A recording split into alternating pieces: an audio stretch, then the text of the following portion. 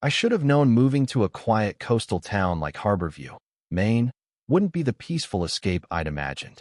After a decade as a private investigator in Boston, I thought I'd seen it all: cheating spouses, corporate fraud, the usual grit. But nothing prepared me for the day my vintage Harley-Davidson vanished from my driveway, only for the neighborhood's self-proclaimed watchdog to point the finger at me for disturbing the peace. Bold move, Evelyn. Absolutely bold. If you've ever crossed paths with a small-town tyrant who thinks they own the place, you'll get a kick out of this. Drop a comment if you've got a story about a neighbor who pushed too far. Read them all. Here's how it went down. I'm Lucas Reed, 42, and after years of tailing deadbeats and dodging threats, I took a job as Harborview's deputy chief of police, hoping for a slower pace and a chance to ride my 1978 Harley along the coast. That bike wasn't just metal and chrome. It was my reward for surviving a career of late nights and close calls. Harborview seemed perfect: salt air, quaint bungalows, and a tight-knit community that waved at strangers. My rental at Seaside Cottages came with a private driveway, marked with a clear, resident parking only sign. The Harley looked a bit rough next to the sedans and pickups, but I figured it fit the town's rugged charm. I was wrong. I'd barely unpacked when Evelyn Porter, the unofficial queen of Seaside Cottages, marched up, holding a notebook like it was a court summons. "This your motorcycle?" she asked, her tone sharp enough to cut glass. "It's loud. We have rules here." I explained I'd just moved in, hadn't even ridden it yet, and pointed to the sign proving my parking rights. Her eyes narrowed, like I'd insulted her authority. "We'll see about that," she muttered, scribbling furiously. Then her nephew, Tyler Porter, sauntered over, all of 22, with a smirk that screamed trouble. He had my Harley like it was a prize. "Sweet bike. But it's worth a fortune. You must know some shady people to afford that." The word shady hit like a challenge, but I kept my cool, saying it was just hard-earned savings. Evelyn snapped photos of my bike, muttering about community standards, while Tyler leaned against it, accidentally scratching the fender. "Driveway's tight. Things get damaged," he said, grinning. The threat was clear. I didn't react, but my PI instincts kicked in, cataloging every word, every glance. This wasn't their first shakedown. The next morning, I woke at 5:30, ready for my first day on the job. I stepped outside, expecting to see my Harley gleaming in the dawn light. Instead, the driveway was empty, just a few oil spots and a cigarette, but that hadn't been there the night before. My stomach dropped. For a moment, I wondered if I'd parked it wrong, but the sign and tire marks confirmed it. My bike was gone. I didn't lose it. I scanned the scene. Fresh skid marks led to the street, and a neighbor's security camera was conveniently angled away. The groundskeeper, a jittery guy named Carl, swore he saw nothing but kept fidgeting with his cap. This was no random theft. Evelyn appeared, right on schedule, her notebook now a prop for her fake concern. "Oh, Lucas, your motorcycle's gone. That's awful," she said, her voice dripping with crocodile tears. I asked if she'd seen anything, and she launched into a story about reporting an unregistered vehicle to the town's towing service. The Harley was parked perfectly, and she knew it. Tyler slunk out, looking like he'd partied all night. "Bummer about your bike, man. Hope you got insurance," he said, barely hiding a smirk. I told him calmly. "Things have a way of coming back."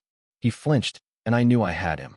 I called dispatch, making sure Evelyn and Tyler heard every word, asking if any tow orders went out overnight.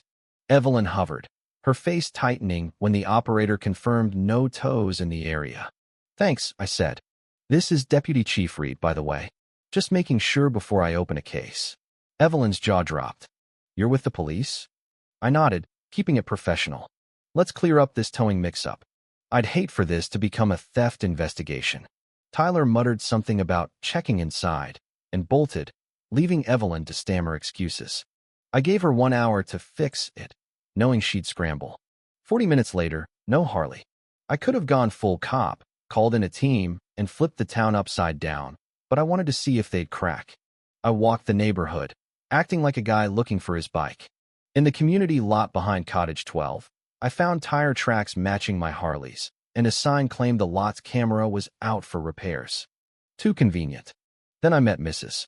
Clara Hayes, 80, who watched the world from her porch. "Saw a motorcycle last night," Around 1 a.m., she said. Young fella, hoodie, driving erratic, like he was scared. She described someone who sounded exactly like Tyler.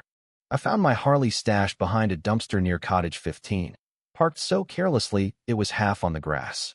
It reeked of smoke and energy drinks, with a fresh scratch on the tank, a green glove on the ground, and a gas station receipt from 1:52 a.m. I had my proof. I could have arrested Tyler on the spot, but I wanted them to confess. I photographed everything, rode back to my driveway, and found Evelyn and Tyler waiting, acting shocked. Oh, thank goodness it's back. Must have been a towing error, Evelyn said, her performance Oscar-worthy. I held up the glove. Know how this got here? Tyler paled. I showed the receipt. Towing crews hit gas stations at 2 a.m. Now, they froze. I gave them an ultimatum. This stays a mistake, but if my bike moves again, it's a felony. They nodded, Tyler mumbling a half apology, but Evelyn's eyes burned with defiance. The next day, an email from the Seaside Cottages Association hit at 6 a.m. Urgent violation notice. Evelyn accused me of disrupting community harmony and intimidating residents with my unauthorized bike. She demanded I attend a meeting Friday at 6 p.m. Classic move: deflect and attack. I prepared, gathering photos, the receipt, Clara's statement, and a recording of Tyler's shaky apology. I talked to Mr. Bennett, a retired fisherman, who said Evelyn had ruled the cottages like a mob boss, forcing out families like the Mendozas over violations like loud music. Their car got keyed before they left. The meeting was a showdown. Evelyn, in a navy blazer, claimed I was a rogue cop scaring neighbors. A few, like Mrs. Walsh, backed her, saying my dispatch call felt aggressive. I stayed calm, projecting my evidence: the parking sign, the bike's alley photos, the glove, the receipt. Clara stood up, confirming she saw Tyler driving at 1 a.m. The room turned on him. Tyler cracked, admitting he borrowed the bike for a joyride, thinking I'd never know. Evelyn's story unraveled as neighbors demanded answers, some apologizing, others storming out. I thought that'd be the end, but Evelyn and Tyler escalated. Late-night calls started muffled threats like, "You're out of your depth, deputy." My mailbox was smashed, tires slashed, subtle but constant. I treated it like a case, recording calls, installing a camera, logging every incident. Background checks revealed Tyler's history: vandalism, reckless driving, and a 2020 hit-and-run that injured a pedestrian, Sarah Collins. The case stalled, witnesses recanted, evidence vanished. Public records showed Evelyn paid $12,000 to a law firm known for making problems disappear. My old PI contact, Detective Malone, said the lead cop retired suddenly, buying a boat in cash. The pattern was obvious. Tyler broke laws, Evelyn buried them. A 2 a.m. call slipped.